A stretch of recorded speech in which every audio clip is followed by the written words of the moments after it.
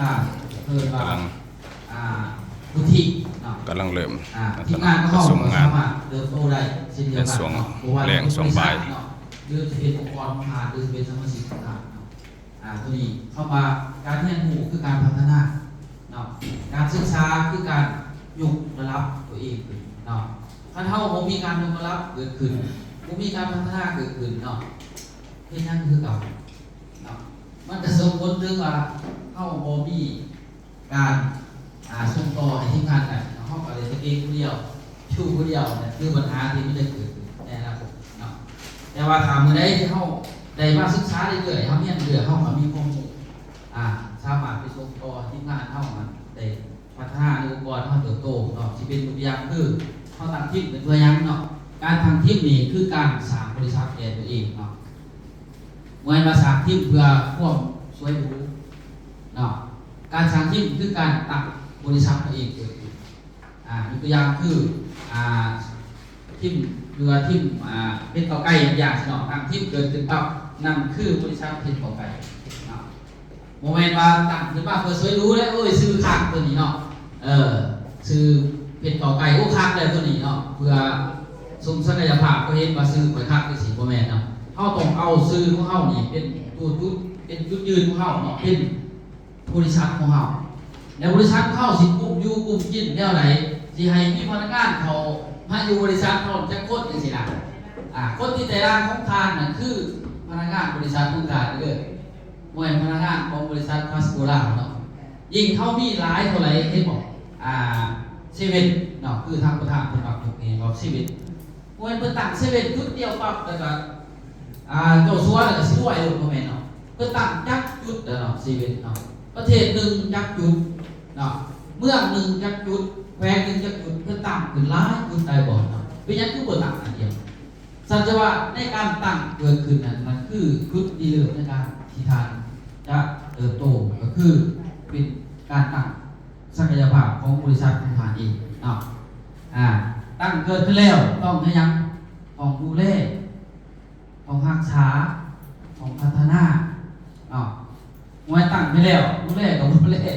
รักษากับวางสาพัฒนากับพัฒนาเนาะแล้วอยากให้เติบโตผู้อื่นมันเป็นอะไรเนาะสั้นย่อการเรียนรู้เป็นการที่ดีที่สุดแล้วเนาะถึงโปรเกงแต่มันก็เรือทางถึงโปรเกงแต่มันก่อเรื่องการพัฒนาได้เนาะถ้าเก่งแต่บ่มีการพัฒนาก็บ่มีเกิดผลนั่นคือเก่าเนาะถ้าว่าเก่งแล้วยิ่งมาเฮียนแห่งเป็นการดีเพราะว่าสิส่งเกิดว่าข้อมูลต่างๆในทีมงานเฮาไปต่อยอดได้ในกลุ่มของทีมงานเฮาเนาะเหมือนผู้ใดผู้หนึ่งสิเติบโตแล้วก็ไปหาผู้เดียวบ่แม่นเนาะทุกคนสามารถช่วยกันเบิดเฮ็ดบอกโครงสร้างที่ทางประธานทุกไสไปเขียนมาเป็นเขียนมาหยังสามารถช่วยเหลือได้ทุกกระบวนการทุกทีมบ่จะเป็นต้องเป็นอัพไลน์ดาวน์ไลน์หรือหยังต่างๆที่เฮ็ดหน้ากันแล้วบ่แม่นคนข่อยมันวนบ่ได้แม่นเนาะเพิ่นช่วยให้ได้เบิดเนาะสำคัญว่าคนผู้นั้นเป็นเกิดว่าเลือดเดียวกันบ่คนผู้นี้เป็นสายเลือดเดียวกันบ่สายเลือดมันพี่น้องเนาะความหมายสายเลือดในกระบวนการของธุรกิจมันนี่แหละเนาะยกตัวอย่างคือทีมหนึ่งยกตัวอย่างคือจำเป็นคือเก่าเนาะกว่านักเรียนใหม่เฮาตรงนี้นะคือจำเป็นนี่น่ะเราว่าปรับเนาะบางคนอาจจะเป็นอัพไลน์ทีมเราส่วนหรือสิเป็นคนที่เคยช่วยเหลือเราทีมเราเลือกเราคนเดียวแต่เราอยู่ในองค์ประกอบของบริษัทคือสิเรามาเฮียน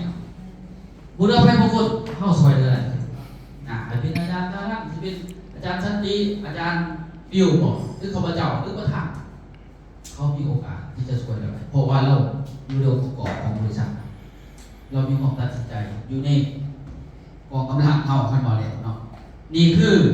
จุดที่อยากให้ทุกคนมองเห็นเนาะผู้นำที่เฮียนจบแล้วมวยบาสเกตเนาะข้าพเจ้าตัดสินไปเลยว่าบ่เก่งเนาะบอกเลยว่าบ่เก่งเอาง่ายซะ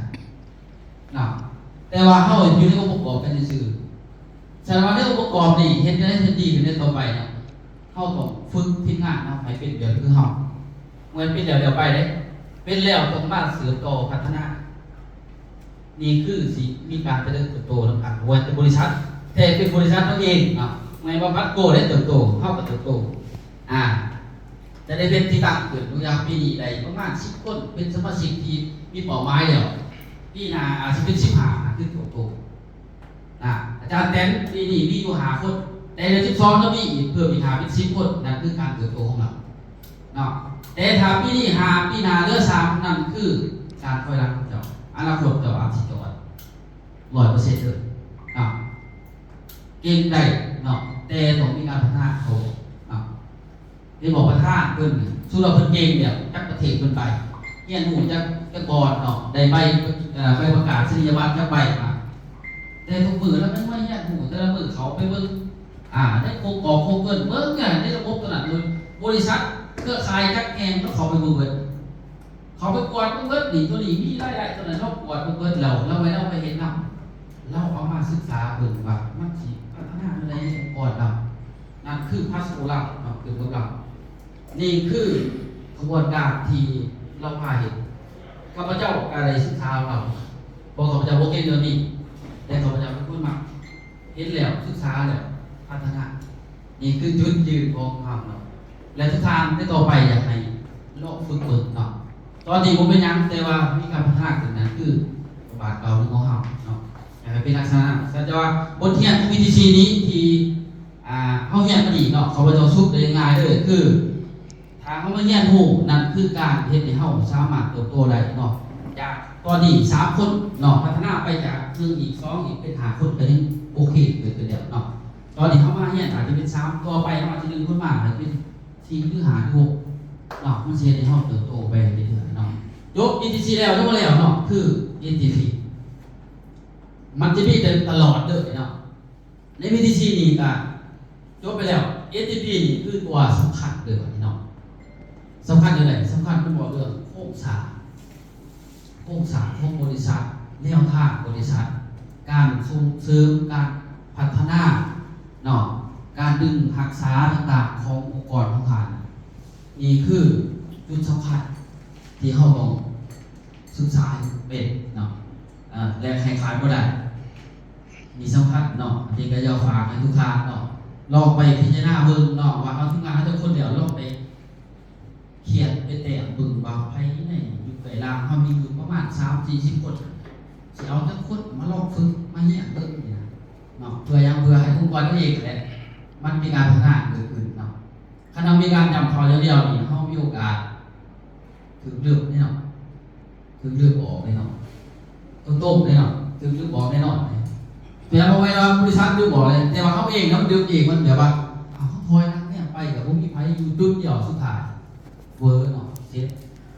นี่คือจุดยืนของเครือข่ายเนาะการว่าเครือข่ายผมมีว่าเขาพูดเดียวเนาะ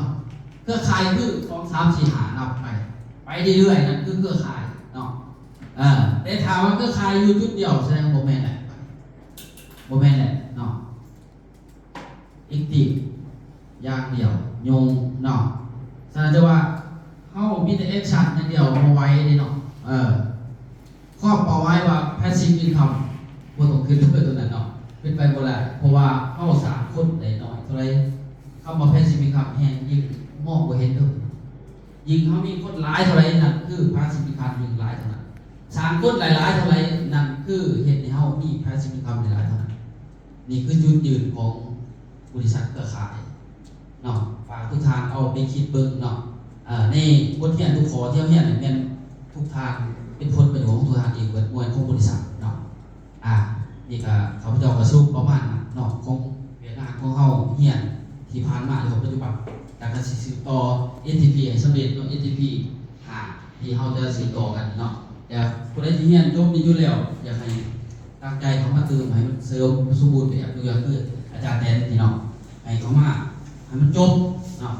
จบเพื่อต่อยอดบริษัทตัวเองเนาะตัวนี้แก้วเพื่อกันเนาะที่ว่าแต่เขามาศึกษาพยายามปัดตัวเองเนาะคนอื่นโมบ้าโมเป็นอย่างโมวัดกับเขาโฟกัสคือตัวเองเนาะเดี๋ยวสุดท้ายบริษัทเขาจะบึกคนที่โมบ้าคือเขาโมบึกเอาง่ายซะบอกเป็นแปลงต้องการหมดเนาะ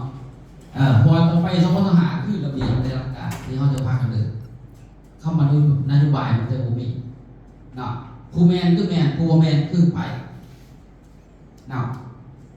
ก็มีประมาณนั้นทุกท่านเนาะ มีหยังเสริมเติม